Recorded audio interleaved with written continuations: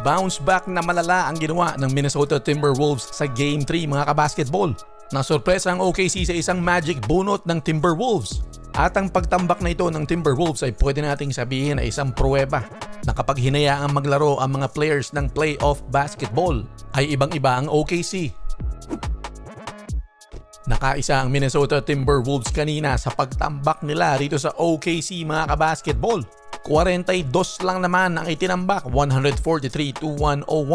Pinaalala ni Ant-Man na isa siyang NBA superstar. Sa kanyang 30 points sa 30 minutes lamang ng paglalaro, may kasama pang 9 rebounds, 6 assists, 2 steals. 16 sa kanyang 30 puntos ay galing sa dominante nilang 34-14 first quarter. Isang major difference para kay Ant-Man sa laban na ito ay pumapasok yung kanyang mga tres. 5 out of 8 siya mula sa 3-point area at 3 doon sa first quarter.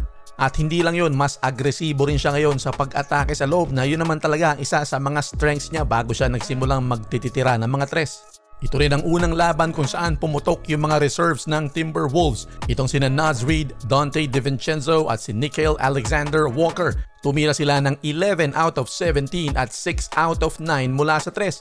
Isang revelasyon din ang rookie ng Minnesota na si Terrence Shannon Jr.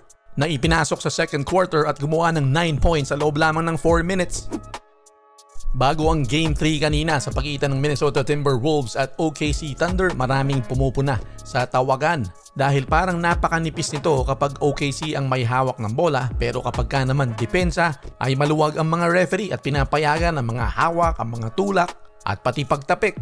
Sa katunayan ng dalawang laro ay diba merong mga foul dito kay SGA na hindi man lang siya dinidikitan pero pumipitong referee, kundi pa i-challenge call ay hindi pa mababaliktad ang tawag. Pero kanina sa unang pagkakataon sa serye na ito ay kapuna-puna na wala yung mga ganung tawag. Parang regular lang na playoff basketball na siyang tunay na dapat na nangyayari na hinahayaan ng mga referee na maglaro ang players.